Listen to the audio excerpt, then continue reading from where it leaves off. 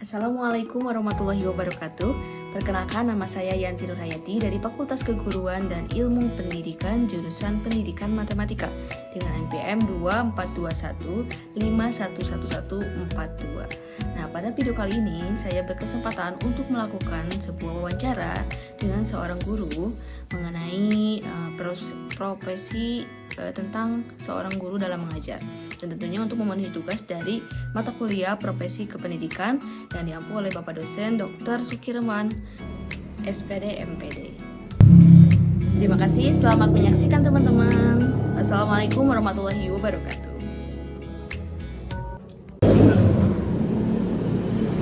Assalamualaikum warahmatullahi wabarakatuh. Waalaikumsalam warahmatullahi wabarakatuh. Ibu, sebelumnya saya mau minta izin kepada Ibu, Ya. tapi sebelumnya saya perkenalkan terlebih dahulu.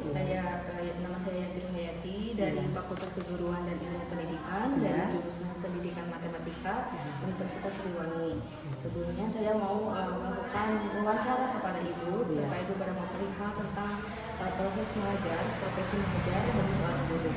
Nah, sebelumnya saya izin ya Bu. Ya. Langsung saja ke pertanyaan pertama ya Bu. Ya. Yang pertama ini, menurut Ibu, tanggapan Ibu, apa saja tugas yang harus diselesaikan oleh seorang guru di sekolah? Sebenarnya tugas yang harus diselesaikan oleh seorang guru di sekolah yaitu, atau memang tugas seorang guru dulu?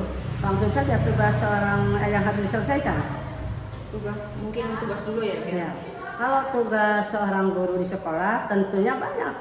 Tugas seorang guru yang harus dilakukan di sekolah diantaranya yaitu yang paling utama mendidik atau mengajar, membimbing serta mengevaluasi peserta didik. Namun selain itu seorang guru juga harus bertanggung jawab untuk mengelola kelas dan lingkungan sekolah. Adapun tugas lain yang harus dilakukan oleh guru diantaranya membuat laporan tertulis secara rutin itu setiap hari sebelum mengajar, ya yang disebut RPP itu ya Neng, yaitu membuat dan mengisi daftar nilai. Jadi setelah ada proses nanti ada lagi yang terakhir, pelajaran akhirnya itu anak itu harus dites supaya anak apakah mampu menjawab pertanyaan yang diberikan oleh guru atau tidak, dan juga melaksanakan analisis hasil belajar.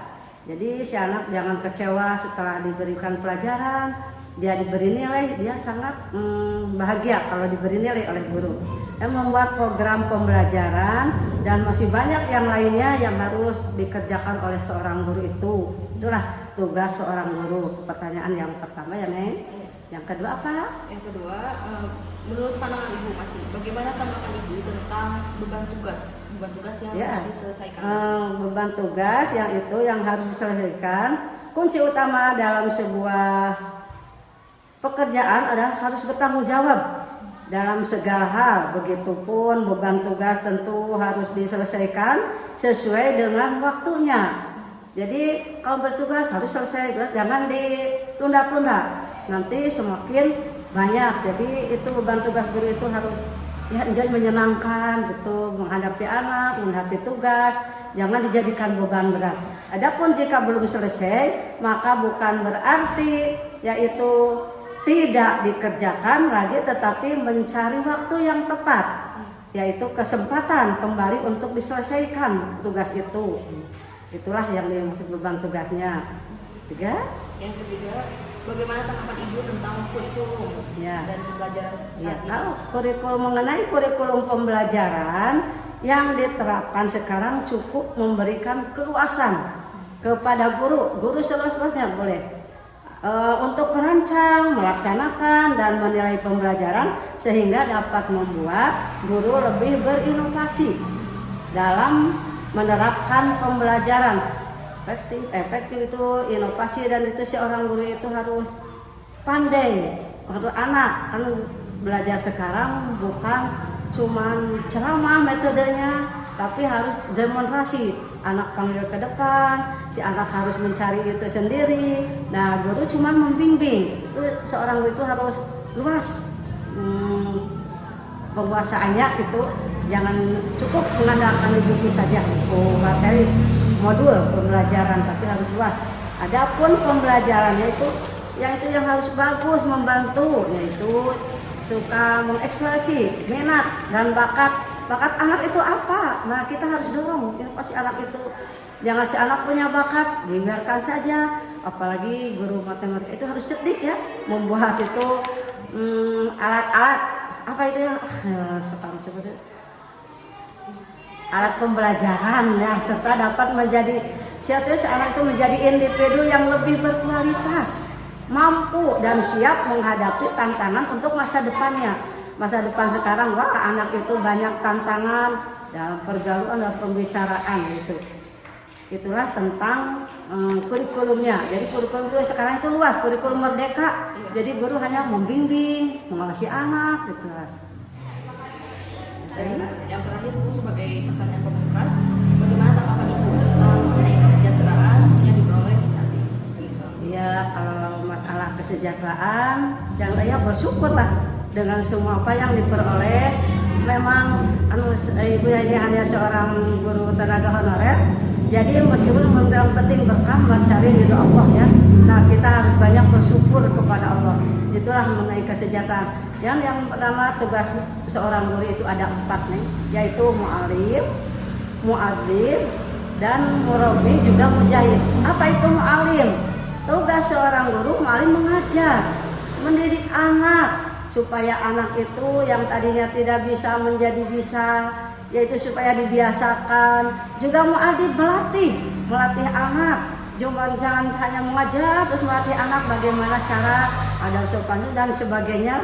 Nanti ibu juga akan bisa, kalau sudah berhadapan dengan anak, harus bagaimana kita menghadapi anak, harus dengan teliti, sabar. Itu pangkanya harus sabar. Kan tingkah anak banyak yang begini begitu bermacam-macam. Dengan kesabaran seorang guru, jangan punya masalah di rumah dibawa ke sekolah gitu ya, harus sabar. Tanggapi anak banyak yang ke depan bertanya, tanggapi pertanyaannya dengan baik dan sopan, si anak akan menyenangkan.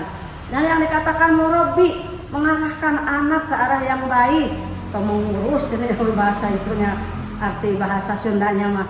Juga mujahid, penyemangat, berilah semangat kepada anak, semangat untuk belajar.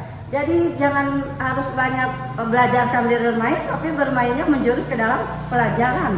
Itulah kewajiban seorang guru, mengarahkan anak. Kita harus bisa bagaimana cara mengarahkan anak, sebelum belajar harus bagaimana pembiasaannya. Jadi harus teliti seorang guru itu, jangan dibiarkan anak yang satu kan ada semua masalah, anak-anak yang mendiam, yang itu, yang ini. Kita harus bisa menghadapinya dengan perasaan bahagia, perasaan senang, meskipun jangan punya rasa nah itu. Dan seorang guru banyak yang itu jadi gergetan, karena sekarang itu tidak boleh seorang guru itu. Dia harus punya sikap yang lemah lembut, sopan santun, karena guru itu ditiru oleh anak ya. Itulah kalau kesejahteraan ya, kita terima apa adanya, bersyukur kepada Allah, mudah-mudahan itu keberkahan dari Allah, mencari ridho Allah yang Maha Kuasa. Sekian dari saya yang bisa disampaikan. Mohon maaf atas segala kekurangannya. Yang lebih baiknya itu tahu dari Allah. Cuman sekian, billahi taufik wal hidayah. Wassalamualaikum warahmatullahi wabarakatuh. Terima kasih juga Ibu atas kesempatan dan juga izinnya. Saya dan Hayati mau pamit dulu ya. Iya, sama-sama. Assalamualaikum. Waalaikumsalam.